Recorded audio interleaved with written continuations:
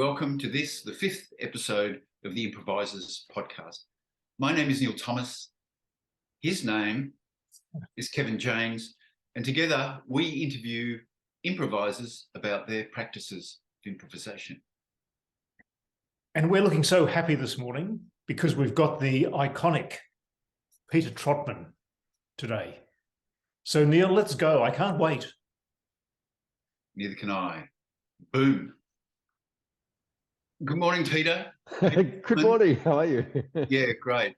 Thanks so much for taking the time to chat with Kevin and myself. We're fascinated. We're excited. We're really been thrilled to know that we're going to have a chat with you this morning. Maybe we should start with, where did it all begin?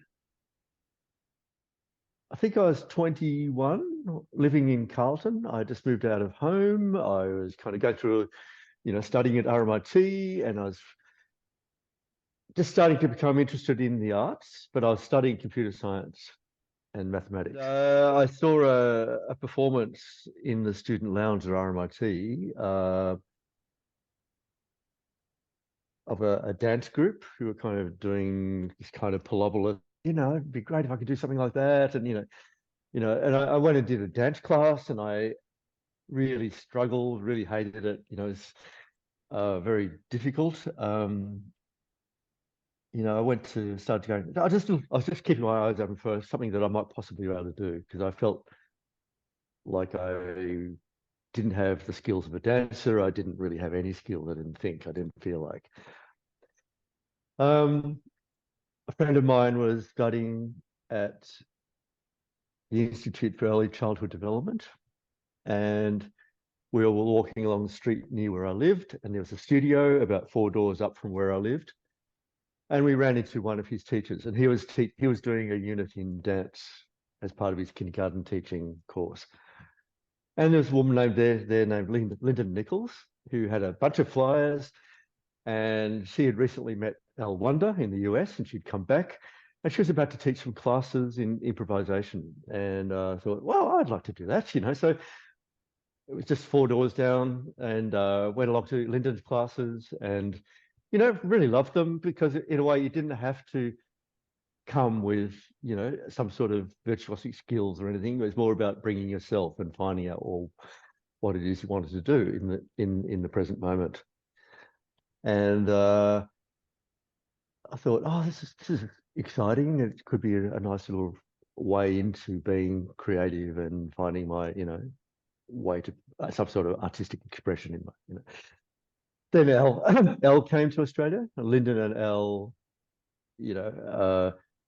were a couple, and Elle taught classes in Melbourne, and attracted a huge number of people. So I remember the first class of Elle's being at Extension Studio, which is near RMIT. It's not there anymore, but and I think it might have had 30 or 40 people. I can't remember actually. But anyway, yeah, so, I did classes with Elle when he was here. He eventually came to live here permanently, and Linda and Elle married, etc. And I just kept working with Elle. He formed a small company called Theatre of the Ordinary. And in that initially was myself, Andrew Morrish, Linda Nichols, and Elle himself. And we would meet quite regularly, working on the skills of improvisation. I was a regular in all of Elle's classes. Theatre of the Ordinary grew bigger, incorporating more people. People like Lynn Santos, who you've interviewed recently. I'm trying to remember if David, I think, yeah, David was in it too. Helen Campbell, Jill Shaw, Rimsky Ginsberg was in it. So I kind of grew, and probably lasted for about 7 years as an entity. So for me, that was kind of a great experience and training as an improviser, just to do lots and lots. Probably did some really terrible stuff, lots of terrible stuff. But I think that's the thing with improvisation. It does take quite a lot of time and practice to start to build a certain level of competence where you could sort of reliably go out in front of a paying audience and feel like you could actually deliver something that might be worth watching. You know, it takes a long time to get to that point, I feel like, you know. And so that was great. And then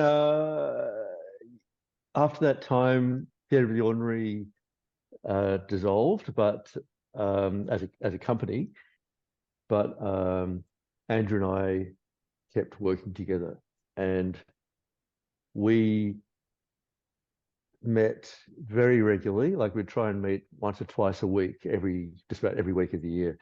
So and I think that was and we did that for about 13 years, I think it was. I'm a bit hazy with the numbers, and we were really interested in kind of further exploring the relationship between movement and language, different ways of bringing them together, treating language as movement. You know, sort of invented all sorts of crazy scores. We try things out. We were, you know, just working in our little bubble, very much. But I think that was a really productive, creative time for both of us to have that time, you know, just kind of to play with ideas, to try things out. We had a regular performance that we did once a month at a thing called the Flummery Room, you know, and we'd be lucky if anyone came sometimes, you know, yeah, and that was okay. And then, yeah, Andrew and I did a series of performances at the Green Mill Dance Festival. Oh yeah, sorry, I'm rambling a bit. I feel like I'm rambling. Sort of, we got interested in playing with genres. For example, you know, we did a whole series of performances where we were trying to get the sense of like what you'd find in a detective novel, you know, with the level of detail and the kind of the mood and the way things unfold in that sort of genre. And so we were looking at examples like that and then saying, well, how do we do that as an improviser, as improvisers? And we did a series at the Green Mill Dance Festival at their lunchtime time slot between all their presentations and so on. And we're downstairs at the at the Melbourne Town Hall, and we had been going to all the conference presentations and talks and so on, just sucking up everything that had been going on in the conference, all the different themes of the conference, and that sort of became kind of grist for the mill, as it were, for the performances that we did. So we did 5 lunchtime performances, each half an hour, and they reflected the themes of the conferences because we'd been absorbing them, kind of wove themselves into it. And we did that within that detective kind of had a detective-like narrative, and we wore, you know, to fit the theme, wore you know, like trench coats and, you know, had hats and all that stuff to start with. And so it was wacky, physically based, and each day there was like a allowance of revisiting what had happened previously. So there's a sense of continuity. Not particularly linear, but, you know, things could come and re-emerge, and we can go back into things. And yeah, and that was a very, very enjoyable series to do. And strangely enough, that was the first time. Well, there were a whole lot of dance critics at that conference who were meeting together, talking about, well, how to be a dance critic, basically. And one of those dance critics was a woman named Deborah Jowett, who was the dance critic for the Village Voice in New York. And we found out a few weeks later that she'd written a review of us because she'd come to all of our lunchtime performances and kind of really loved what we did.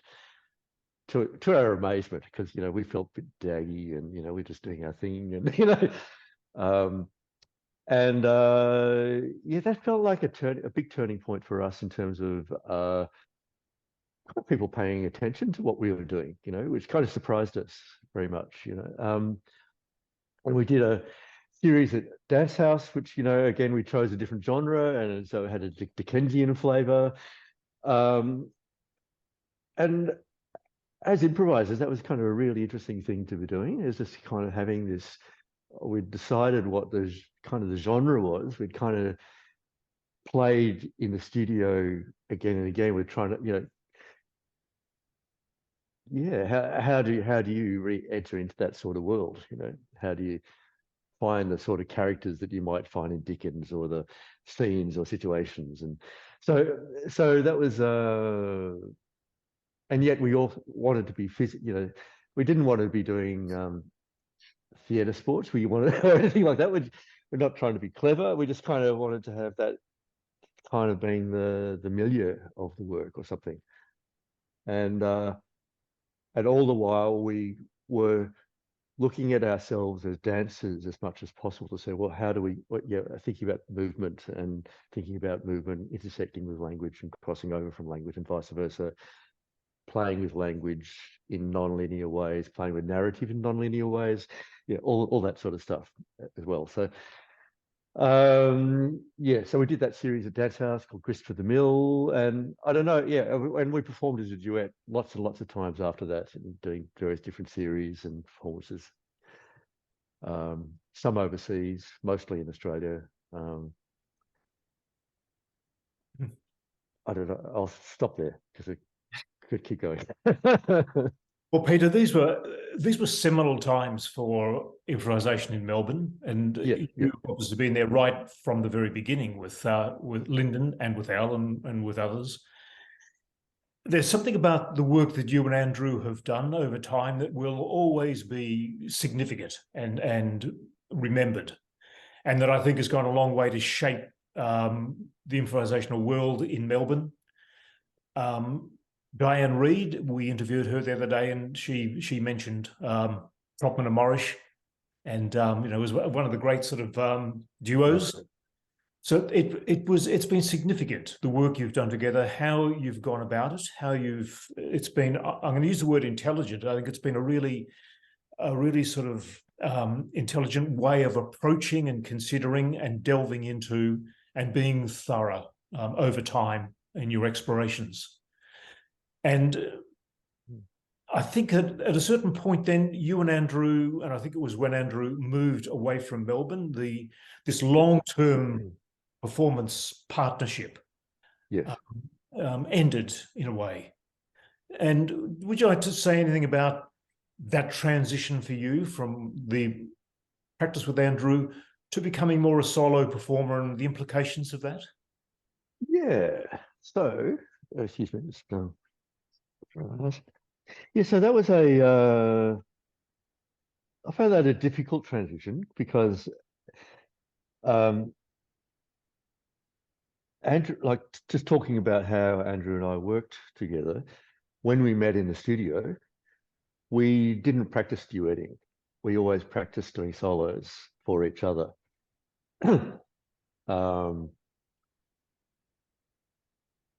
And or if we're working on a particular score or exercise, so we quickly take turns doing it, so but there's a sense of always having somebody there watching, so you're taking that away, and suddenly I'd go into a studio by myself and I'd find that like quite challenging, to I might have 2 hours booked.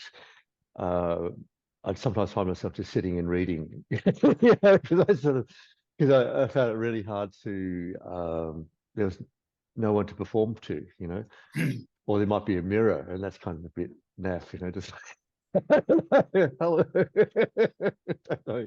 It's just not the same. So that was very difficult. So what I did do was then,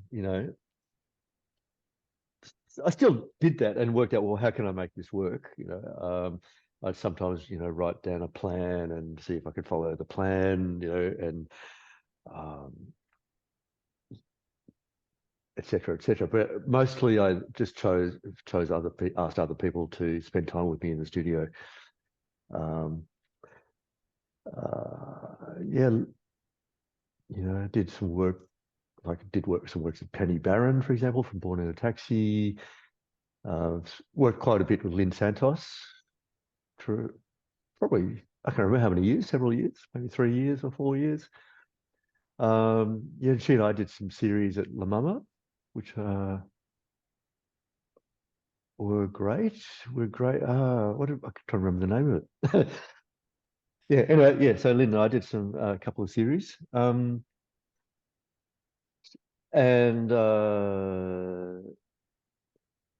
I started teaching classes on Monday nights.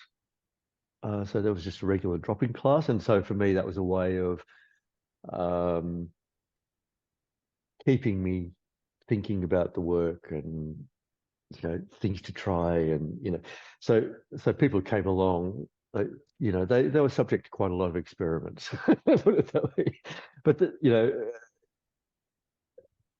so it was terrific, you know. And one person who came to all of those was Noelle Reese-Hatton.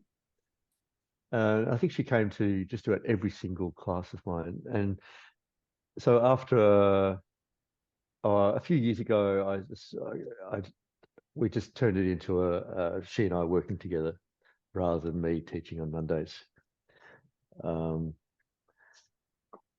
Yeah, so we continue to meet in the studio once a week if we can. So I'm meeting up with Noelle this afternoon. Should be great. And I think yeah, as I say, it's just great to have that outside eye, someone who, you know, you can take turns watching each other. And someone with whom I can share a common language, because you use a lot of shortcuts, and, you know, like I might say, oh, let's do green dreaming. Well, if you never worked with someone, you spend half an hour explaining what all that's about, you know. So, or, you know, we just have all these kind of code words and things that explain what the particular activity is.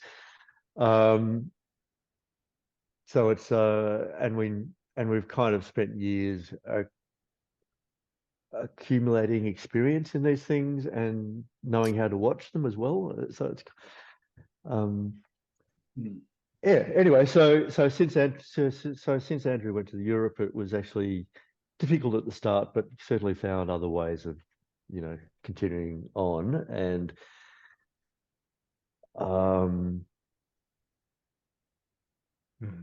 yeah, and it's been great. Yeah. Yeah.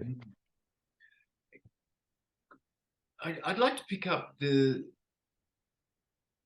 notion of re-entering the world that you mentioned a little while back. And one of the things that people often comment around your work, Peter, is that you seem to be in a world where you're performing. And certainly the last times I've seen you, it feels like a sort of a gothic noir world. And so there's always candles and dark passages and ominous presence and spirits, and we're not quite sure who you are, your flipping personage. But there's the sense that you're in the world, that you're actually somehow seeing those things while you're on stage. And I was wondering whether you could talk about, you know, maybe the Gothic noir genre and the re-entering of that world each time. Is that a struggle for you? Or is there a switch? Is it the case that you're seeing those things while you're performing? Yeah. Yeah. Yeah. So I think I'd start to saying I'm interested in not always doing that. You know what I mean? Like, to having a broader palette than just re-entering a Gothic noir world or whatever.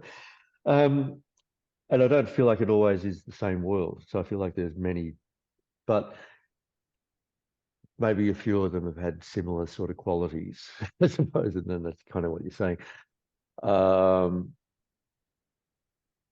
But there is a sense of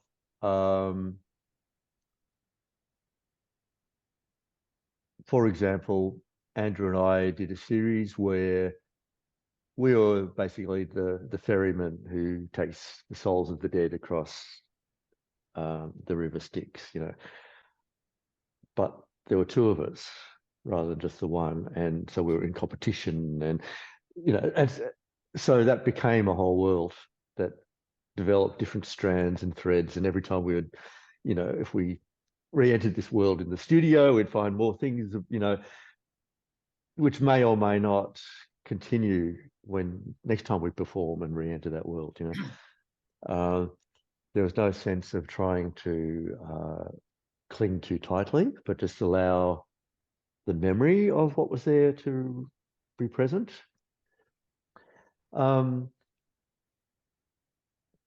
But I do picture those things quite vividly. And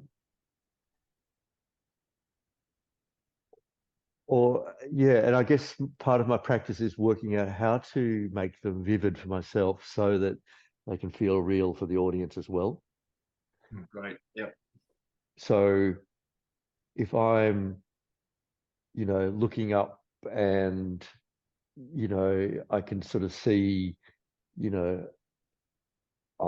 say Apollo up in, sitting on a cloud peering down at me, and, so it's there in my imagination, but I'm asking questions to say what color is that cloud? What's he doing? What position is he in? How, there's a ladder, that's how I'm going to get up there. Oh, I want to get up there. I don't know. It's just kind of like trying to flesh out. It's a funny word to use it, but to try to, put meat on the bones of the imagination. Or something. So, it can be so that it can feel quite real, so I'm holding on to that ladder that I just imagined, and I can feel the wood in my hand, and I can sense that the rungs are a little bit rickety, and my emotional reaction to that is a little bit of fear, and all that sort of stuff. And then what does that do in my body? And so and through all that imagining, there's that sense of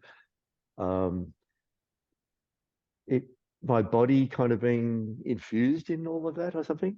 So it's not something separate from what's going on inside of me or something, if that makes sense. And it's not so, and there's a sense of maybe it's that flipping person. You said flipping personage before, personage. There's also a sense in which I can feel what it's like to be the ladder all of a sudden, or Wow. feel what it's like to suddenly look from Apollo's perspective down on me, or a switching point of view, or so there's sort of things I play with, but I get these senses, that like you can see me moving as I'm talking, because as I'm talking, I'm imagining being in this situation, imagining, feeling. I don't know. Yeah, something happens that it's very integral to what's going on physically. Yeah. Yeah. Which for me is where the dance is, in a way. So I could imagine all that as I'm going out into the space, but I might just choose not to talk, but it's there, kind of thing. So there's a sense of without being mimetic, because I don't want to sort of say, oh, I'm climbing a ladder sort of thing, but it might inspire movements that,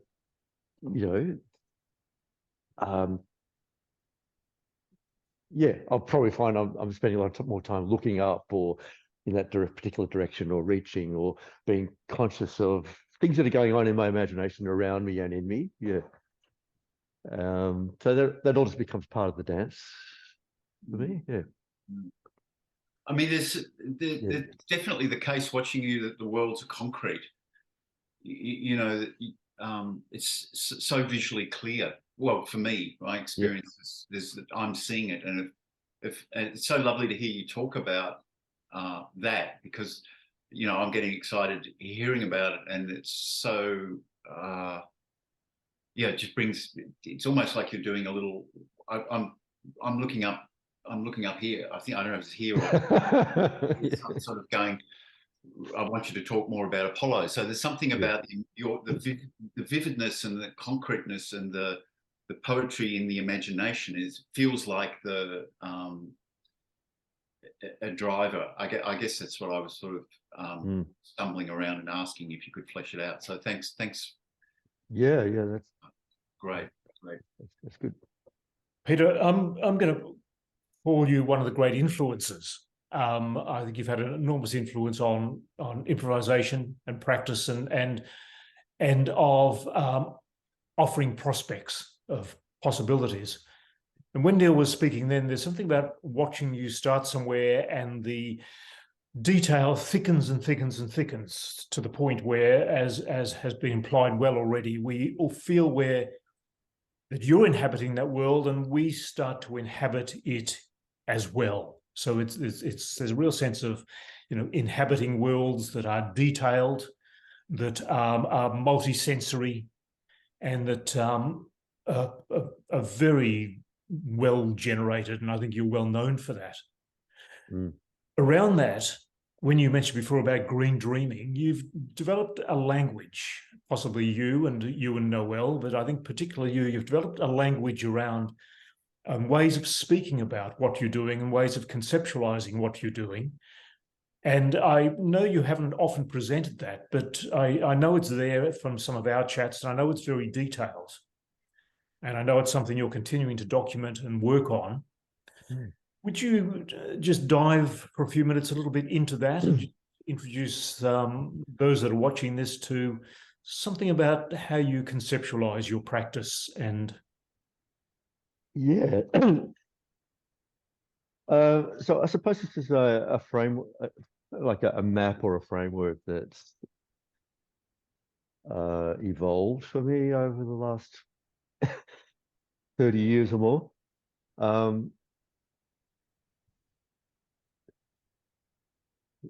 And what it looks like at the moment.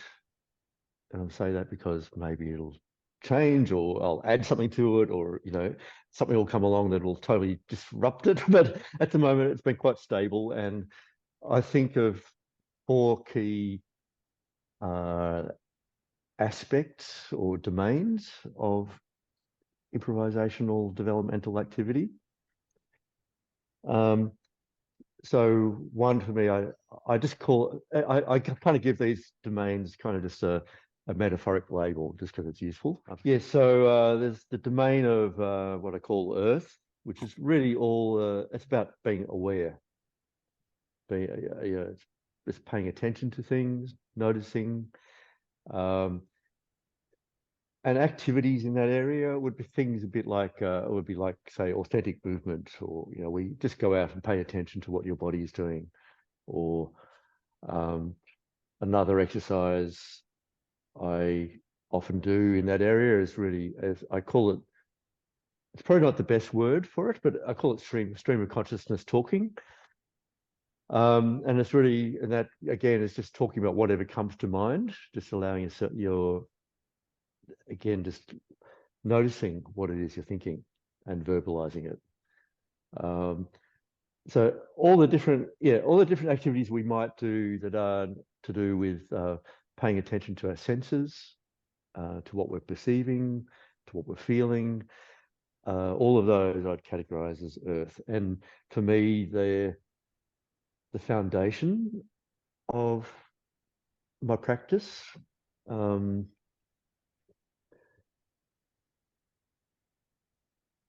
I sort of see that as the starting point.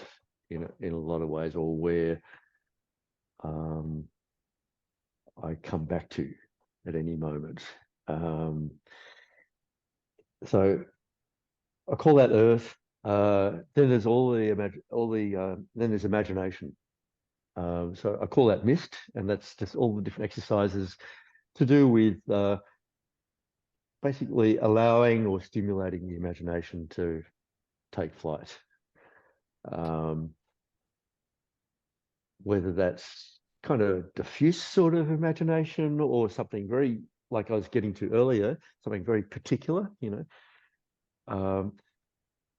it's about creating other worlds, other stories, other, possibilities. It's an alternate reality. And I see that as something that overlays the earth. And that's why I like calling it mist, because there's a sense of all of that imagination is happening, but in performance, we're still doing that in the context of the here and now, with an audience that are in front of us, with my body that's here, with, all the this particular studio, etc., etc. So the two coexist, and in the actual act of those coexisting, communication arises. You kind of have this sense of being here and now, but being taken on a journey into something other or different. Right.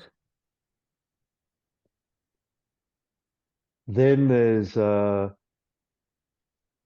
all the really exciting exercises, which are disruptive, deliberately, destabilizing, unsettling, kind of breaking habits and the mold. Just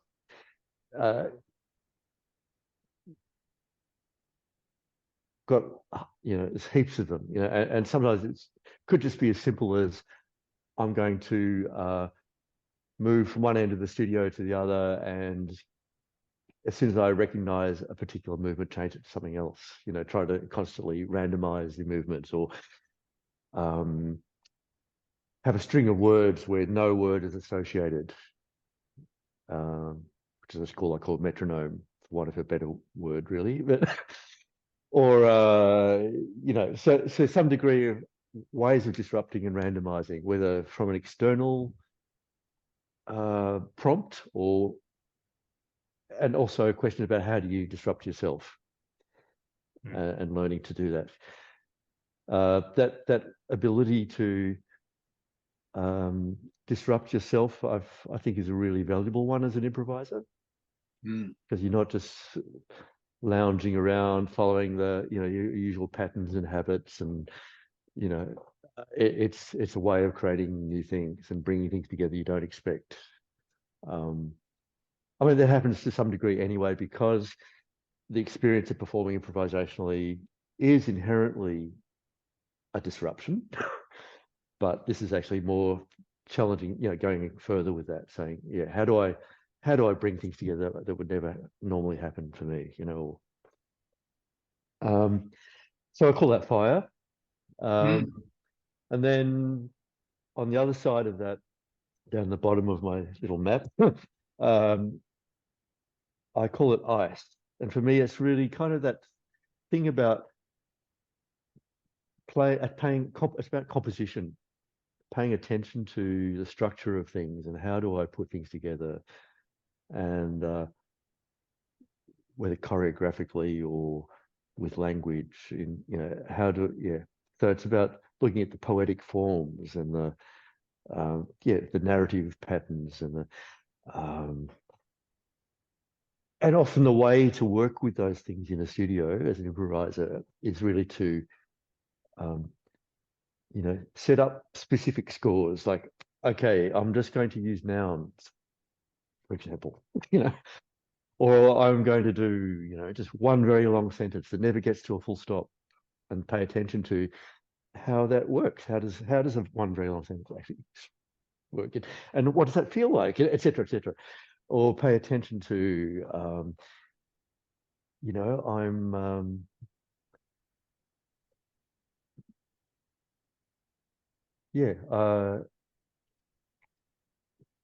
so I'm thinking of another example. Yeah, all my words are going to start with the same sound. So I'm going to, you know, or I'm going to, you know, want to rhyme or whatever it is. It's so, you know, just like when you open up that area, I want to use, you know, staccato constantly. Every word is crispy, you know, or whatever it is. You know, so you're just thinking about all the forms, the textures, everything, all the stuff of what we use as performers, whether it's in our body, in our voice, in our words, in the components of our words and the sounds. They're all available as structures to play with. And from that we find things that, you know, become interesting to us, and start, if you work with them, start to become available when you're actually performing in the actual moment of performance. So all of that area, I just call that ice, because there's a sense of kind of looking inward a bit, and, you know, sort of really paying attention to working with things for quite a while.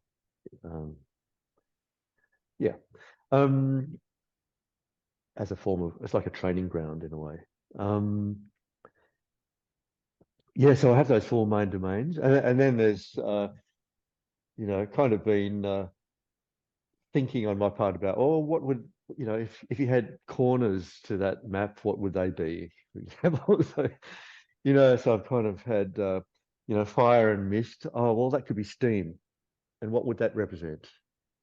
And then down in the corner, you know, and to me that, well, to answer that briefly, to me that represents all the activities which are about the kind of imaginary disruption that you couldn't even think of in the moment.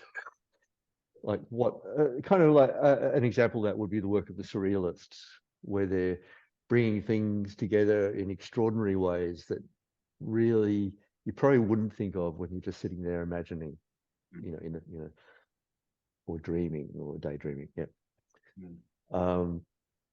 Where, you know, a man could turn into a ceramic frog, for example.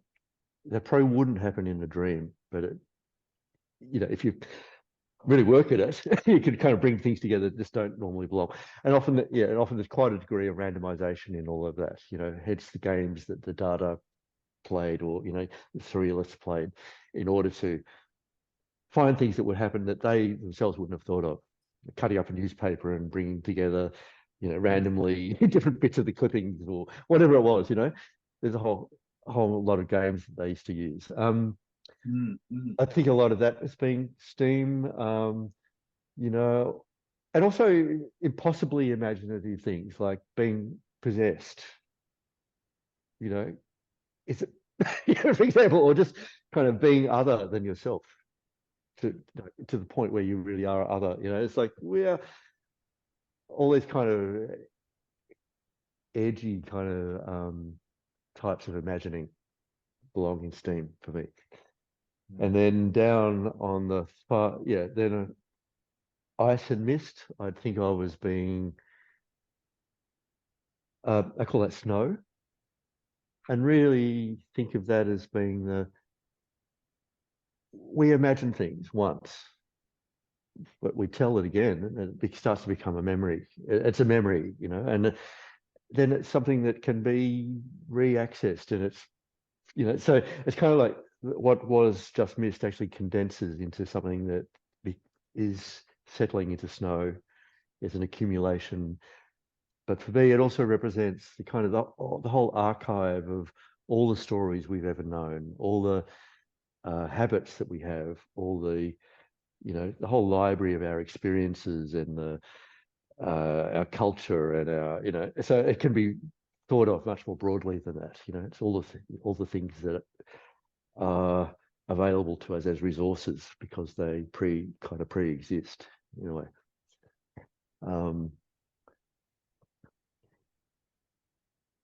Well, Peter, I'm just starting to think of this as a masterclass around this particular schema. It's and I think you're really unique in the sense that you've are able to sort of conceptualize and work with and explore through this highly articulate schema that you developed over time. And I think that's very unique to your practice and to what you bring to the world of improvisation, not just locally, but I think, you know, globally. There's something remarkable about the particularities of your approach. Oh, thanks.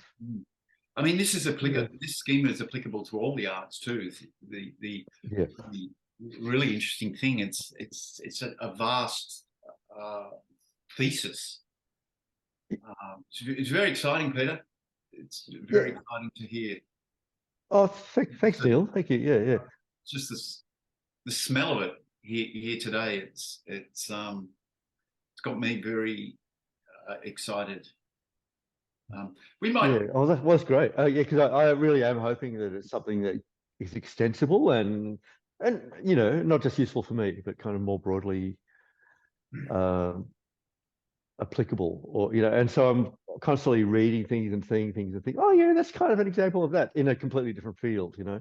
So I think I very much agree. I sort of see these things everywhere.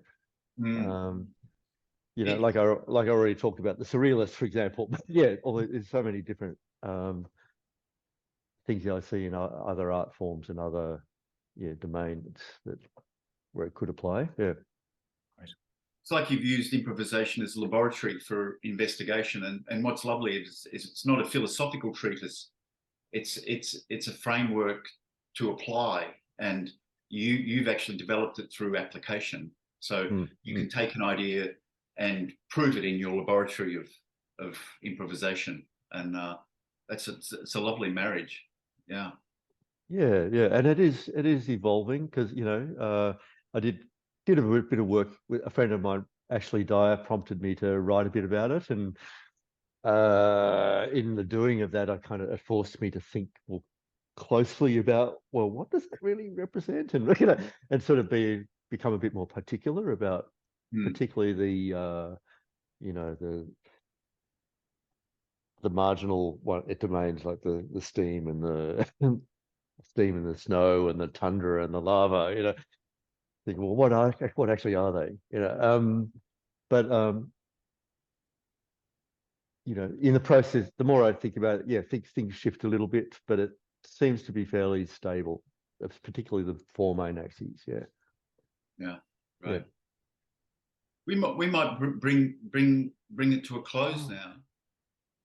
Peter, what a remarkable morning we've had. This opportunity to hear from you, to hear about your practice. And I'm imagining, without inviting further comment, but just imagining that this is what keeps your practice and your explorations alive. And it sounds very energized, and I think it plays a substantial part in continuing to energize each of our practices that those of us that come in contact with you. So you're a remarkable catalyst, I think, in the improv world, and have been and continue to well be. So thank you so much. Oh, thank you, Kevin. I appreciate it. All your kind words, and thank you for the opportunity to have a chat. Great.